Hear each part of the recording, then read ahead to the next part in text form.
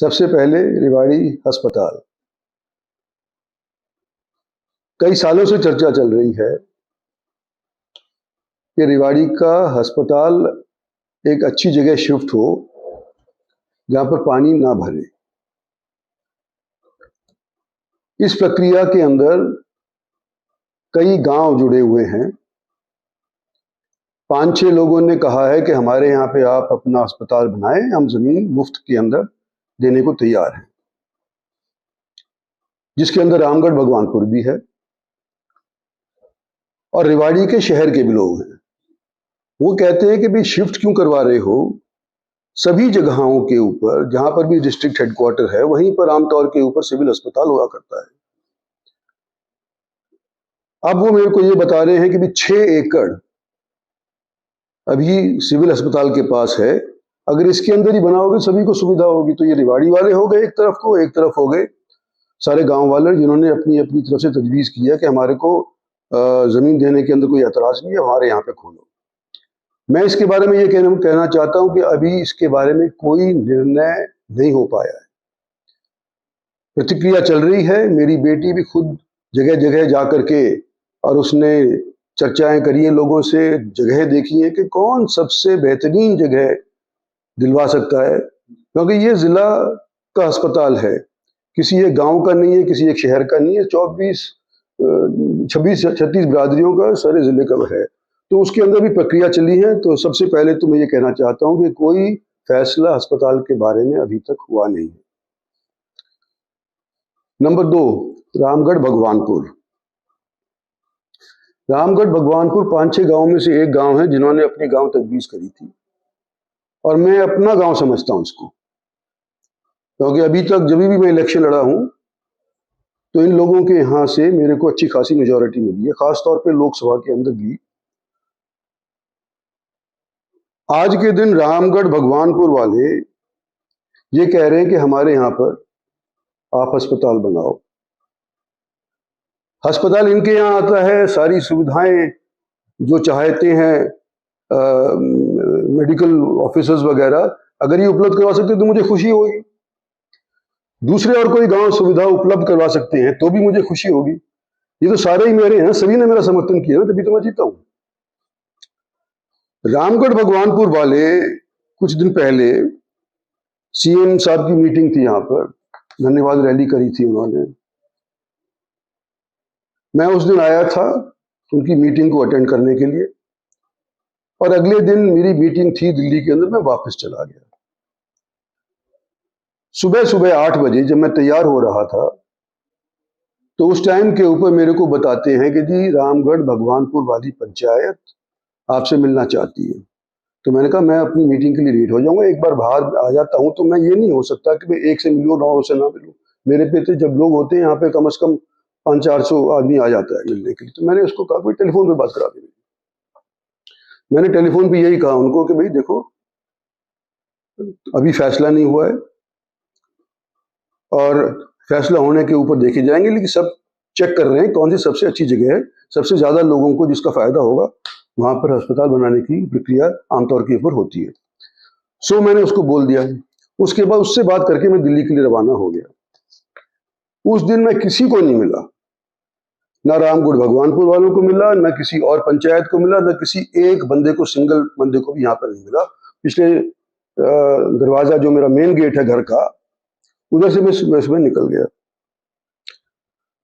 लोग मेरे यहाँ पे थे जो मेरे ऑफिस के रहते हैं, वो सारे के सारे इन्होंने लोगों के काम ले लिए और मेरे को दिल्ली पहुँचा दिए।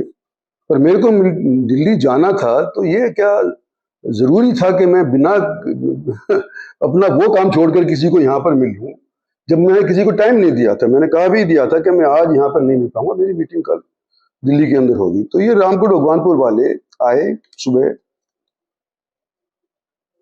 और अब तो कुछ तो देहात वाले होंगे ही, समझते होंगे घर किधर होता है, बैठक किधर होती है, ऑफिस किधर होता है, घर किधर को होता है। तो इन्होंने गाड़ियां वहां खड़ी करी जो मेरे घर के सामने वाला जोड़ है उसके आसपास। उस गेट को मैं कभी इस्तेमाल नहीं करता, सिर्फ आने जाने के लिए अपने घर के अंदर इस्तेमाल करता हूँ। मेरा गेट ये वाला इस्तेमाल होता है जो ऑफिस का है। यहाँ पे लोग बैठे होते हैं, सामने की तरफ पार्किंग है, साथ के अंदर एक स्टेडियम है, उसके अंदर पार्किंग है, तो आराम से यहाँ पे लोगों को पता है कि गाड़ी कहाँ खड़ी करनी चाहिए अगर इंद्रजीत सिंह से बातचीत करनी होगी तो ये लोग यहाँ की बजाय दूसरी जगह के ऊपर अपनी गाड़ी खड़के और फिर पता करते करते यहाँ पर आए सुबह सुबह कि भी इंद्रजीत सिंह से मिलना है। क्या मतलब हुआ कि ये मेरे घर के अंदर पहले कभी नहीं आए थे। ये लोग अगर मेरे घर के अंदर आए हुए थे, 15-20 साल से इस घर के अंदर रह रहा हूं मैं, सैकड़ों हजारों आदमियों से मैं मिल चुका हूं यहाँ पे, इनको ये नहीं पता कि कौन से रास्ते से आकर के इंद्रजीत सिंह को मिलना चाहिए। तो इसका मतलब ये नए थे मेरे लिए, मेरे जगहों के लिए ये नए थे। और जब मैं बाद में इसके बारे में सोचा तो मैंने कहा ये रामगढ़ भगवानपुर वाले इतना तहश में क्यों आ गए। तो मुझे मालूम चला कि जी ये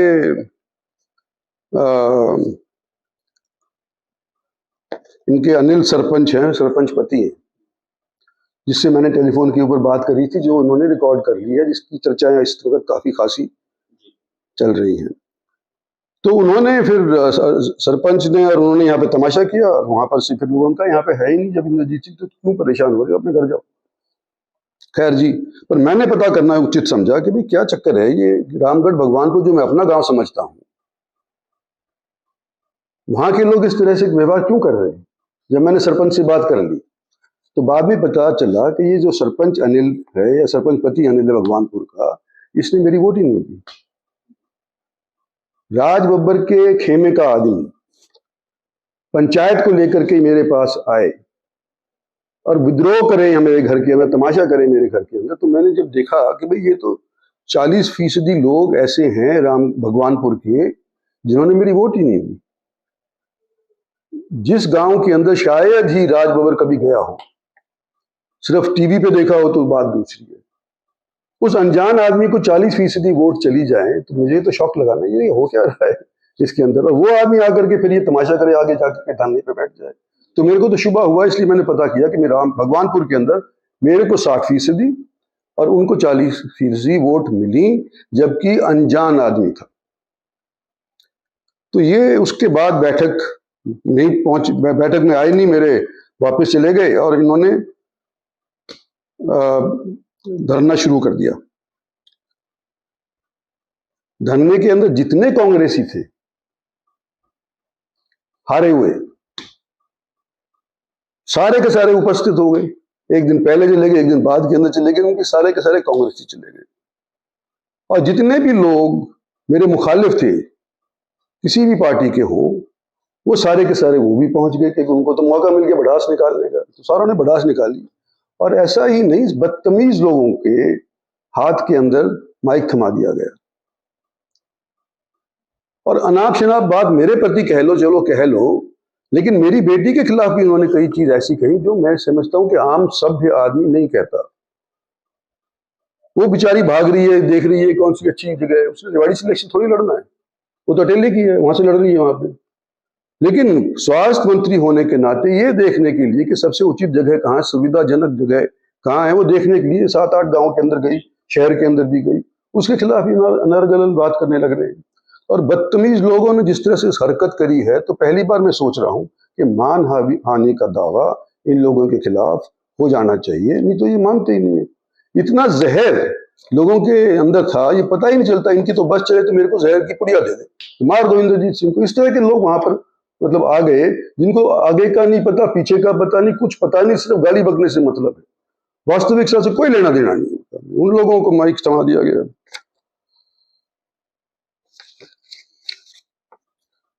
बंद करना चाहता हूं, रामगढ़ भगवानपुर के अंदर बने ना बने वो तो भविष्य बताएगा। लेकिन किसी भी आदमी की जो सरकारी ऑफिसर है उसकी रिकॉर्डिंग करना एक अपराध है कानूनन। भारतीय आचार संहिता जो भी, वो ना आचार संहिता, वो नया कानून जो बना है न्याय संहिता, रिकॉर्डिंग करके उसको प्रकाशित करना वो दूसरा जुर्म है। सबके अंदर सार्वजनिक करना, सीक्रेट्स एक्ट जो ओथ हम लेते हैं, उसका भी उल्लंघन है। तो इसके ऊपर सजा होती है, एफआईआर दर्ज हो सकती है, इसके अंदर जेल जा सकता है, 2 साल की कैद है। हुआ है कई केस इनके अंदर हुआ है। और इसके अंदर मैं समझता हूं कि कोई ना कोई जरूर करेगा कि ये FIR इनके खिलाफ होनी चाहिए। भारतीय जनता पार्टी के मंत्री के खिलाफ से केंद्रीय मंत्री की तरफ किस तरह से ये इन्होंने रिकॉर्डिंग करी, और जब उसने अनुमति नहीं दी है इस रिकॉर्डिंग को प्रकाशित कैसे किया। मेरा मन क्या कहता है कि भाई रामगढ़ भगवानपुर को पहले मैं सिफारिश करने के लिए सोचता भी था, अगर यहाँ बन जाए तो ठीक है, लेकिन इस तरह की हरकत होने के बाद, पिछले 8-10 दिन की हरकत होने के बाद इनकी सिफारिश करने के लिए मेरे को 4 बार सोचना पड़ता। कोई और होता तो वो भी मना ही कर देता। इस तरह की हरकत हो और फिर मैं इनके यहाँ पर ही कहूँ कि अस्पताल यहीं बनाओ, इसका मतलब कि मैं इनकी दबाव के अंदर आकर के और मैं फंस गया, दब गया। दबाव की राजनीति मैंने कभी करी नहीं, और अभी 75 साल का हो गया हूँ, अब कोई समय है नहीं कि अब मैं दबाव किसी का इस तौर के ऊपर मैं मान जाऊँ। माजरा का अस्पताल या एम्स, उसका जिक्र और मैं करना चाहता हूँ। 14-15 के अंदर मुझे मालूम चला, नड्डा साहब हुआ करते थे हेल्थ मिनिस्टर, मुझे मालूम चला कि भारत सरकार की नीति है कि हर एक प्रांत के अंदर एक एम्स को डालेंगे। तो खट्टर साहब यहाँ पे आए, मैंने उनको कहा कि भी अनाउंस कर दो, करवा तो मैं लूंगा ही वहां पे, क्योंकि भारत सरकार की नीति है और हमारे पास एम्स है नहीं। तो उन्होंने अनाउंस कर दिया। उसके बाद जिस तरह की जलालत मैं कहता हूं इन लोगों ने करी, इलाके के साथ जो धोखा छल कपट किया, उसका मैं बयानबाजी करना चाहता हूं कि मनेठी ने सबसे पहले अपनी जमीन तजवीज करी,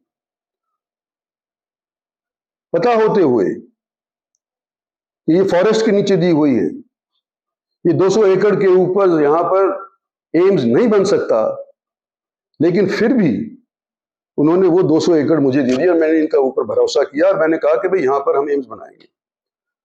दिल्ली तक बात गई, दिल्ली वालों ने कहा कि हम टीम भेज रहे हैं। जब टीम भेजी यहां पर, जब पता चला कि मेरा बेवकूफ बना दिया, मेरा फॉरेस्ट की जमीन को मेरी तरफ से सिफारिश करवा दी। इनको पता था कि फॉरेस्ट की जमीन है, फिर भी इन्होंने मेरी तरफ से उस जमीन को तजवीज करवा दिया। और जब वो आकर के रिपोर्ट आई कि तो NGT से पंगा हो जाएगा, ये तो फॉरेस्ट वाले इन्वायरमेंट वाले नहीं इसको क्लियरेंस देंगे, तो फिर वो बैठ गए कि जी हम तो धरने पे बैठते हैं। एम्स संघर्ष समिति के नाम की एक समिति उन्होंने बना ली और कहा कि हम एम्स लिवाए हैं। अपनी झेप उतारने के लिए इन्होंने ये एम्स संघर्ष समिति बनाई, और इन्होंने जो जलालत करी है इस इलाके के साथ, वो आने वाली पीढ़ियां याद करेंगी। आज एम्स तैयार हो गया होता, अगर ये जमीन सही वाली होती तो 19 के अंदर 20 के अंदर ये हो जाता तैयार, लेकिन 4-5 साल खामखा के अंदर यूं ही जाया हुए कि भी दूसरी जगह तलाशो। और ये तो माजरा वालों ने तलाश करके हमारी दे दी, ये तो हम तो खरीद तो सकते नहीं थे, हम तो एक्वायर तो कर ही नहीं सकते थे, माजरा वालों ने दे दी। तो एम्स हमारे पे आ गया, हमारे प्रधानमंत्री ने आकर के उसका उद्घाटन भी किया। लेकिन इनकी जलालत देखो। उस टाइम मैंने कुछ नहीं कहा कि मैं कह दूंगा बतंगड़ बन जाएगा, काम होता होता कहीं उल्टा ना पड़ जाए, तो मैंने उस टाइम कुछ नहीं कहा। लेकिन आज मैं ये स्पष्ट करना चाहता हूं कि जब भी कोई बात आती है एम्स की, ये लेकर के ज्ञापन कभी DC के पास पहुंच जाते, कभी पहुंचा जाते हैं, और आप जैसे लोग उसको प्रकाशित कर देते हैं। इनका लेना देना क्या था? इन्होंने तो खराब किया है इलाके को। और आज के दिन में 75 साल का होने के साथ कह देता हूं कि मेरा ईमान आज भी बरकरार है, कोई फर्क नहीं आया। फर्ज के प्रति अभी मेरी ईमानदारी है। भारतीय जनता पार्टी कमल सखी नाम का एक प्रोग्राम होता है, महिलाएं जिनके शादी हुई है उनकी घरवाली बुलाती है कि भाई हम भी तुम अपनी वाइफ भी आए और उनका आदमी भी आए, और ये बाकायदा मीटिंग होती है, खाने होते हैं, मंत्रियों के यहाँ पे होते हैं, मंत्रियों को बुलाते हैं, MPs को बुलाते हैं, वगैरह वगैरह, सभी को बुला लेते हैं जो भारतीय जनता पार्टी के कुनबे के होते हैं, जिसको चाहते हैं सो बुला लेते हैं। दिल्ली का ये असर हरियाणा के अंदर नहीं पहुंच रहा, ये मैं समझ नहीं रहा। कोई बीजेपी वाले ने, किसी ने ये नहीं कहा कि क्यों किया है। मेरे पास 2-3 मंत्रियों की, 2-3 MLAs के फोन आए कि जी हमारा नाम उछल रहा है, कि हमसे पूछा गया कि भाई क्यों तुम खाने पे चले गए, क्योंकि हमारे से तो किसी ने पूछा ही नहीं है। अखबारबाजी कैसे हो रही है, वीडियोग्राफी कैसे हो रही है, ये यूट्यूब में वाले कैसे कह रहे हैं। और ये कमल सखी जैसे प्रोग्राम अगर भारतीय जनता पार्टी के आदेश अनुसार होते हैं, तो मेरी बेटी का घर पहली बार जब अगर हरियाणा के कैपिटल के अंदर बनता है, और होम, वो कहते हैं हाउस वार्मिंग, कभी सुना है आपने? अंग्रेजी बोलते हैं हाउस वार्मिंग। तो नया नया कोई जाता है तो लोग बुलाता नहीं है लोगों को, वो बुलाता है, तो पहले अपनों को ही बुलाएगा ना। तो हमारे यहाँ के लोग, ये दक्षिणी हरियाणा के जो जितने भी लोग हैं, ये सारे हमारे साथ जुड़े हुए हैं। इनके एमएलए हमारे साथ जुड़े हुए, इनके जनसभा वाले हमारे साथ, जनता वाले समाज जुड़े, तो उनको एमएलए को बुलाया कि मेरी बेटी का अब यहाँ पे घर हो गया है, अगर तुमने एमएलए हॉस्टल में नहीं खाना हो, कोई दिक्कत हो, तुम यहाँ पर आकर के खा लिया करो, पानी पी लिया करो, हुक्का पी लिया करो, ये घर है तुम्हारा, इस तौर के ऊपर बुलाए वो। और उसके बाद इस तरह की बयानबाजी जो यूट्यूब में हुई है, नरगल बातें, बकवासबाजी है, कुछ नहीं हुआ। और भारतीय जनता पार्टी की तरफ से ये आदेश है कि भाई तुम आपस के अंदर कुनबे को बढ़ाओ, भाईचारा रखो। और हम तो ये चाहते हैं, मैं तो पहले से ही करता आया हूँ, ये दिल्ली में भी करता आया हूँ, और अब मेरी बेटी को घर मिल गया तो वहां पे भी करने लग रहा हूँ। मैं तो यहाँ भी करता हूँ, अगर यहाँ पे करता हूँ तो यहाँ बुला लेता हूँ लोगों को, दिल्ली होता हूँ तो दिल्ली बुला लेता हूँ। और मेरे मिलने का एक दिन फिक्स है, पिछले जब से मैं बना हूँ, 4 में बना था कांग्रेस की तरफ से, 4 से लेकर के आज तक सोमवार का दिन मेरा फिक्स्ड है। कोई मेरे को मिलने आना चाहता हो तो सोमवार के दिन यहाँ होता हूँ तो यहाँ मिलेगा, अगर दिल्ली होऊंगा तो दिल्ली मिलेगा, अगर मैं यहाँ पे नहीं हूँ तो फिर मिलने का वो पूछ लेते हैं कि है नहीं आप, लोग यकीन कर लेते हैं नहीं है तो नहीं आते।